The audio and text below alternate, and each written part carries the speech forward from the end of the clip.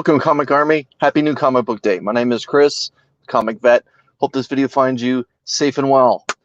All right, today is New Comic Book Day, and again, I have a decent sized stack. Today, actually, I didn't spend an arm and a leg. Well, I spent a lot of money, I'll be honest. But compared to the last few weeks, I've kind of went easy, and I think my wallet is starting to become my friend again for taking it easy on it this week. Like I said, it's a decent sized stack, but it is significantly shorter in height compared to the ones that I picked up in the last few weeks. And again, I'd like to thank you all for joining me during this lunch hour here towards the East Coast. I know I have some people out from the West Coast as well joining me. I am live in my car. I am literally outside my LCS right now. I actually have read through a couple books that were released today. I'm not going to spoil anything, but the books that I highlight, I will let you know which ones I've read and what I thought of them. Again, I won't spoil anything, I promise. And today, it's a very nice day here in Ontario. It is blue skies and cloudy, and I'm going to keep that closed to keep away the glare. It's 29 degrees here. In the United States, it's about 84 degrees, So my American brethren, I'm sure that you can appreciate that Canada is not the frozen tundra that you may think. It actually does have some nice weather up here. And to touch a little bit about the United States and Canada, I'm glad to see that the leader of Canada, Justin Trudeau, made a brief comment that he hopes to have the American-Canadian border open in the very near future for those who have been fully vaccinated. So I've had one shot. I'm waiting for my second. And when that happens and when that border opens up, I can promise you I will be in the land of America as soon as possible. And yeah, I'm looking forward to that. It's great where I live, I'll be honest. But I thoroughly miss the United States. I've said that before and I'll say it again. God bless America, and I can't wait to get back there. All right, let's just do a quick shout out to those of you who decided to join me this afternoon live. Lucretius 1971, nice to see you, my man. I hope that you're doing okay. Keep those SpiderMan books coming. Like I enjoy looking at them. TM Travis, my man from way out east, Prince Edward Island, my Canadian brother. Good to see you. Thanks for joining me. Station. Louis Ramirez, thanks for coming, my man. Hope that you're okay. My Oregonian, is that right? Anyways, my brother Jason, I hope that you're well. Thank you for joining me as always, my man. James Willie out on the left coast as well. Hope that you're well. And yeah, let's let me throw a banner up here to, talk a little bit about something I've got going on. As some of you may have witnessed, I had a very difficult, bad, shameful, difficult. We'll go with difficult. Unboxing with Something Is Killing the Children variants, where I kind of got hosed thoroughly by comic traders who are based in Alberta, and I will not be giving them business again. And it turns out that those people, or whoever it is that handles their social media as well, is not necessarily very nice to people that they may not consider comic collectors.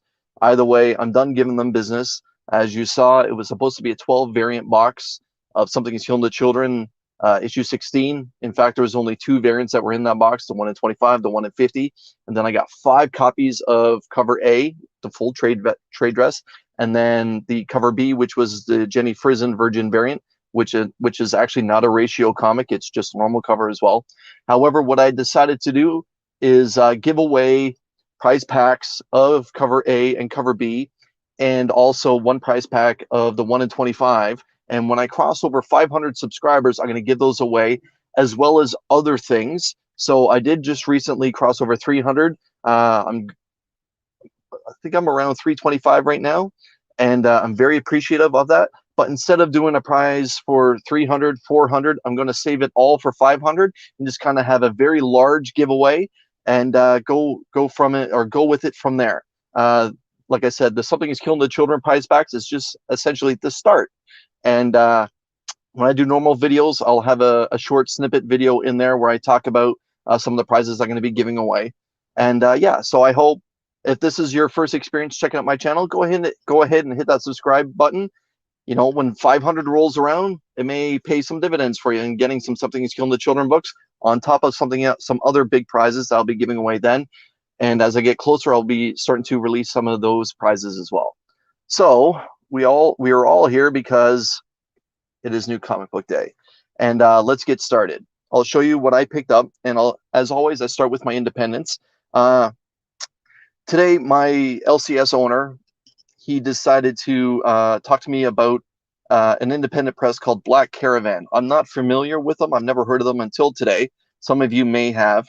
Either way, there's a new issue that came out called Cherry Blackbird, and he said that he read it and he thought that I would really enjoy it, so I decided to give it a go. It does have a cover price of $3.99 US.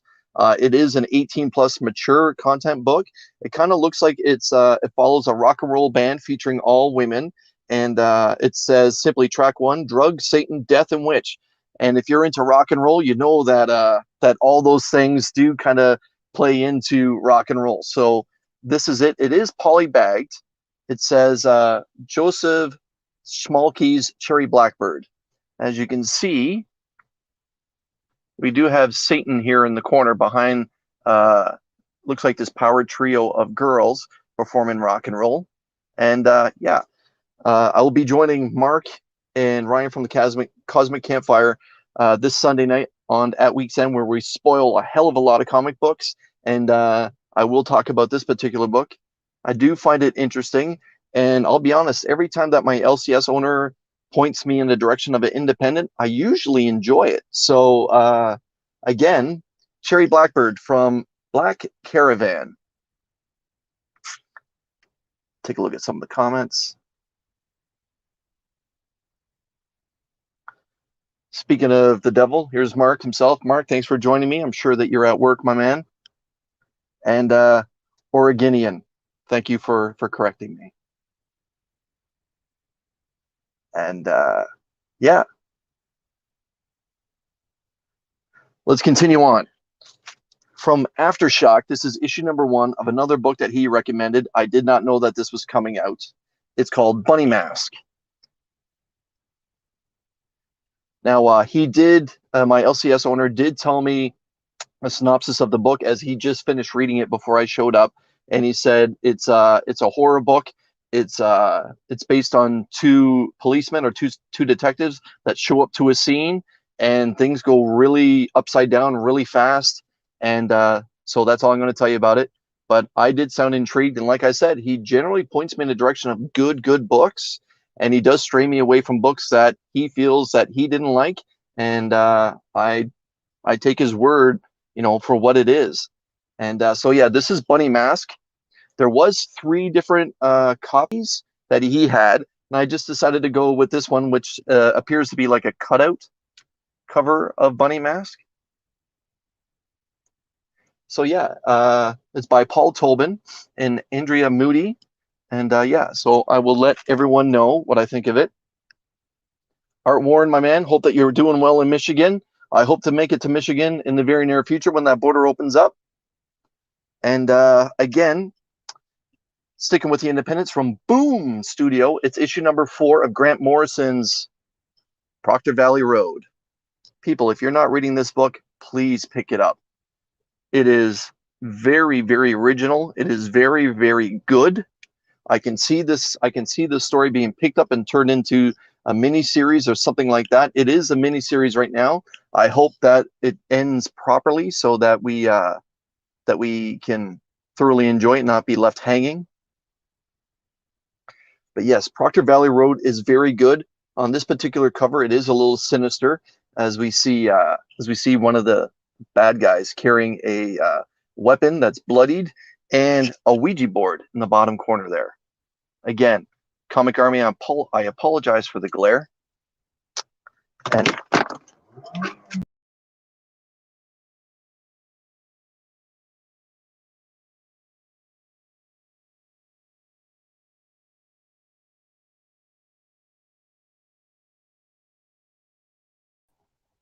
it wouldn't be a Comic Vet video if something didn't go wrong, right? So let's Well, anyways, I try to I try to wear headphones so that I can keep my car cool, but here we are. Anyways, again, something always goes wrong, and there it is. Anyways, Proctor Valley Road. It's very, very good. Let's see. Yep, Chip, you're the kiss of death, man. You show up and things fall apart. I'm just kidding. Anyways, let's switch to DC. And what I feel is the cover of the week. It is Detective Comics 1037. Since this is actually a dark cover, it's going to be kind of glared up. Let me just pull this out so I can show everyone the beauty of this cover. And because it's glossy, there's still going to be a little bit of a glare. But here we have, I believe this is Lieber Mayo's work, Batman and Robin in like a tunnel, fighting off some bad guys.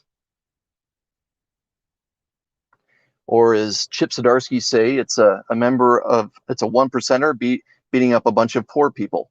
But let me just verify that this is Lieber Mayo's work.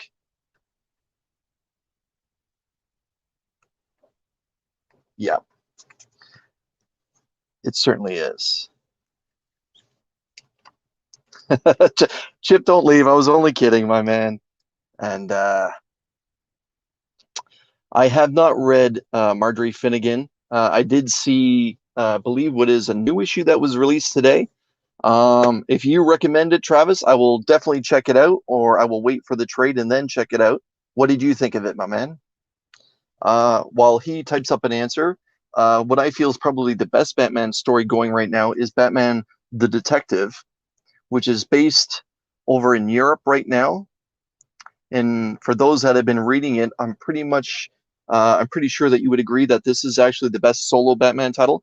Most people right now would say Batcat is probably the best Batman title. But I have been thoroughly enjoying Batman the Detective and the group of villains that Batman is trying to encounter, but always seems to be a step ahead of him. And it's my brother from Texas, Ryan. Hope that you're doing well. What's up? I also picked up issue 773 of Wonder Woman.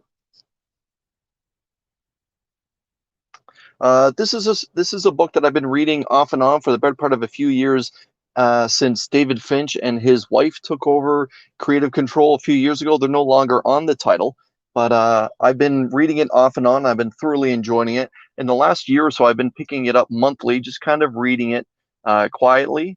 Some books have been good. Some books have been kind of not so good. But yeah, it's she is a part of the Justice League, and I kind of hope that they tie in some of her stories into the main continuity that's been going on. Mark, myself, and Ryan kind of feel that Suicide Squad seems to be the backbone of DC's writing right now. I would like to see Wonder Woman be brought into it a little bit more than what it is. And yep, see, Ryan agrees. Batcat is probably the best Batman title. But yeah, Wonder Woman, issue 773. On to Marvel. And like always, I like to lead with the franchise. This is the Chameleon Conspiracy Part 2. This is a moderate cover, I'll be honest. It does, to me, it kind of looks like it's something that they could use on the interiors. But Part 1 of the Chameleon Conspiracy was actually an okay to good read. It was definitely a step up for Nick Spencer's writing. We did get to see Peter's long-lost sister, Jessica, show up and bitch slap around the Chameleon in a jail cell in the asylum that he was being kept at. And there was two other story arcs that was going on as well. But I find Peter's sister the most intriguing right now. Apparently, she was put up for adoption. Nick Fury got her hands on her and trained her up as an agent. And now she's on a lead that the Chameleon may have something to do with her and Peter's parents' death. And so I'm looking forward to it. The story arc that was quietly being introduced was after the Chameleon Conspiracy is over, we're getting the return of the Sinister Six. And how exciting is that? Whenever the ASM title dips in sales, we all know how they bring it back.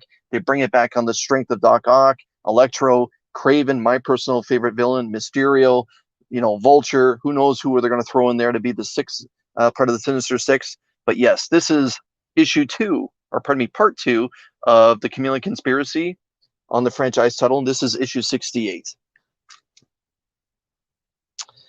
And all right, Travis, I will look for it when it gets released, my man. Don't be afraid to let me know when it is coming out, the trade that is.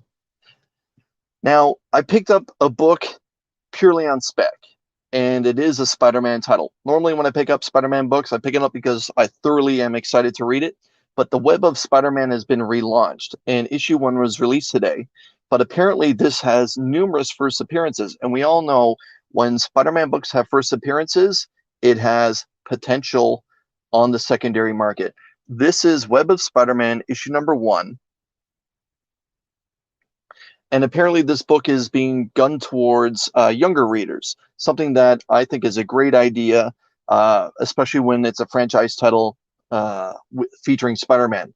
So I'm glad that Marvel's finally dedicating a book back to younger readers for Spider-Man, even though it's rated teen. My LCS owner said that he went through it quickly, and he really felt it's for those that are probably 13 above to start getting into reading. Apparently, the young boy that's featured in the Iron Man 3 movie makes his first comic appearance in this book. He also has a cameo at the end of Endgame at Iron Man's funeral. By the way, spoiler alert: Iron Man dies in Endgame. And so yeah, that young boy makes his first appearance in this comic, along with some others, apparently. I have not gone through this book yet, but I certainly will. Web of Spider-Man, issue number 1. I decided to pick up issue number 9 of Iron Man by Cantwell. It does feature a beautiful Alex Ross cover. I have been wishy-washy on this title. There's been a couple good issues. There's been more not so good issues than good issues. I think Mark from Legion of Comics would agree with me that there's been more not so good books than good books. I am going to give this one more shot. If it's not good, I'm done with this particular run of Iron Man. Aggressively relaxing. I'm so sorry to spoil it, but yes, Tony goes out in Endgame. Big secret. This past Sunday, on Two Cool Guys, Two Hot Picks, a weekly show that myself and Mark from Legion of Comics, it's a show dedicated to just spotlighting 2 books that we think that you, the reader, should consider picking up for a multitude of reasons. Mark's hot pick from this past Sunday was What If, issue number 3, Spider-Man, Spider Shadow. And I picked up the regular cover. There's actually only 2 covers for this one and a 1 in 25. And let me tell you, I just read this book waiting to go live, and holy crap, it is excellent. Chip Zdarsky right now, in my opinion, over the last couple of years, is the best writer for Spider-Man. I know that this is a What If title. Sorry for the J.J. Abrams light splash there. But this is excellent. This book delivers as much as the first couple books have, and it carries on. And what a big ending in this book. I think that this is a 5-issue limited series. If I'm wrong, please someone in the chat correct me, but I believe it's 5. It is excellent. The Sinister Six shows up, and they have what they feel is an excellent plan to take down Spider-Man. That's all I'm going to leave it with. Spider-Man has become a killer. He's pulling no punches. At the beginning of this book, there's actually a death count on how many people the new Spider-Man, pardon me, the black suit Spider-Man, has wiped out. Pick this book up. Mark's hot pick has delivered. He is right. This is a fantastic book. Chip Zdarsky is a great writer. Let me see if I can play with this a little bit. Yeah, well, you want to see the books. You don't want to necessarily see my ugly mug. Anyways, my hot pick from this past Sunday on Two Cool Guys, Two Hot Pick was Chip Zdarsky's DC limited series. And what I'm talking about, as you probably know, is Justice League Last Ride. Now, this particular cover, I don't think it's that fire. Just because looking at this, it's the type of artwork that would be an interior. I kind of feel maybe they should have went out and hired, a big name artist, because this is a very important mini series for the future of DC, at least in the short term.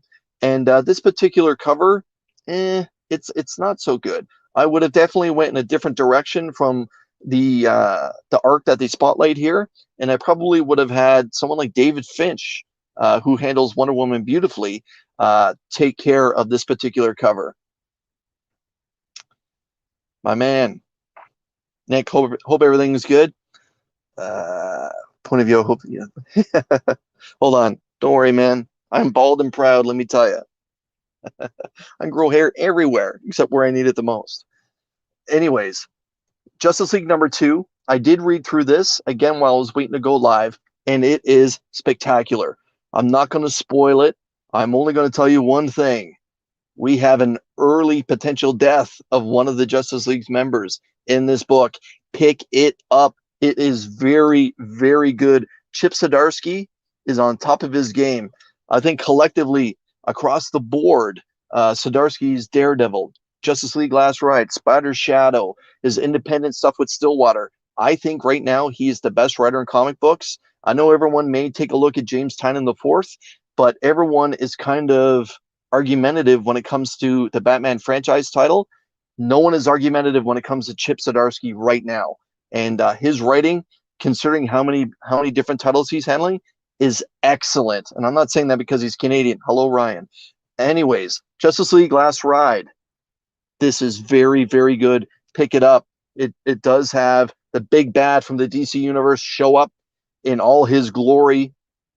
And again, it is a very, very good book. I'm excited for issue 3. I found myself turning the page quicker than what I should have. I wasn't stopping to appreciate the artwork. Again, sorry about the glare, everybody. So yeah, let me just recap for those that have showed up. Justice League Last Ride. That was my hot pick from this past Sunday. Mark's hot pick from Two Cool Guys, Two Hot Picks, was the fantastic What If title, Spider-Man, Spider Shadow. Pick this book up. Pick up the other issues. It is a fantastic story. I don't know if it's going to have any spec value in the long term, but for those who enjoyed the Todd McFarlane run in Spider-Man 298, 299, 300, where Venom was first introduced, this is an interesting, wonderful take on a different avenue on what would have happened if Peter didn't give up the suit and Eddie Brock took it over. Also picked up Iron Man issue #9. This book is on the hot seat for me. It either turns itself around or it's gone. My pick for a big spec book for this week, Web of Spider-Man issue #1. This book does have some first appearances. I spoke about them a little bit earlier, featuring the young man or the young kid that was in the Iron Man 3 movie, who helped Tony deal with his PTSD, and he also is briefly cameoed in Endgame.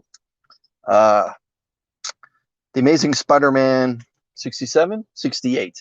Part 2 of the Chameleon Conspiracy.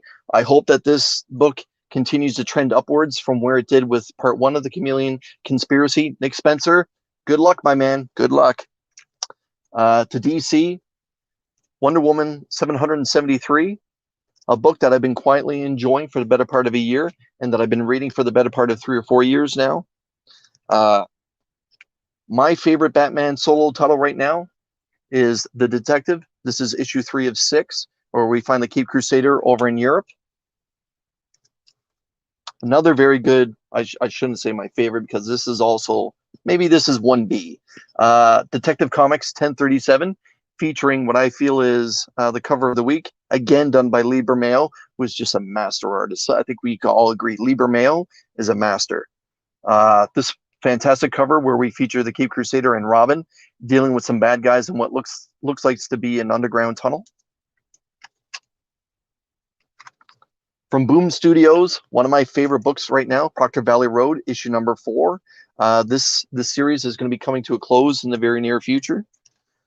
a book that was recommended by my LCS, issue 1 from Aftershock, Bunny Mask. I picked up the cutout variant cover. There are a couple other covers.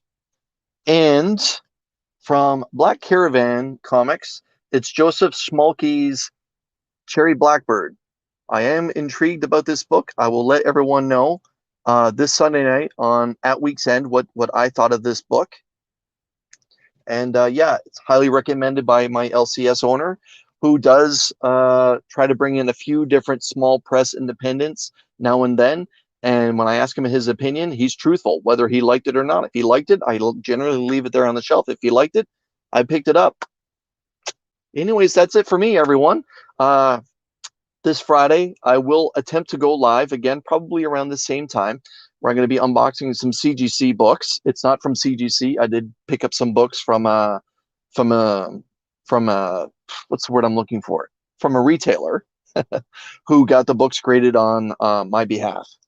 After that, Saturday, you can see me on Rob's Fat Stack of Comics as Rob and myself dive deep into his slabbed books on Slab Hub. It's a very good time. It's very humorous. Please check it out live. If not, catch it on the replay. Rob and I have a lot of fun and a lot of laughs together on that show. Sunday, you'll catch me on Mark's channel, along with Ryan and some other potential guests on At Week's End. And Monday, as always, it'll be Mystery Box Mondays, where you find me spending some money trying to get some hot books. This past Monday, I didn't have a Mystery Box Monday, only because I went live with Jason on the Slotted Up 503 channel. So take a look at his live from 2 days ago to see how him and I did opening 5 different torpedo mystery boxes in an attempt to get a signed Iron Man #1 signed by the man himself, Stan Lee. So for those that have joined me, thank you very much for spending some time with me. I greatly appreciate it. It's never lost on me. I still find it baffling that people have any kind of interest to find out what I'm doing, what I'm saying, and what I'm reading. So Comic Army, I'm greatly appreciative, like I mentioned. And until I see you again, I hope that you're well. I hope your family is well. Keep in touch. Take care. Comic Vet, out.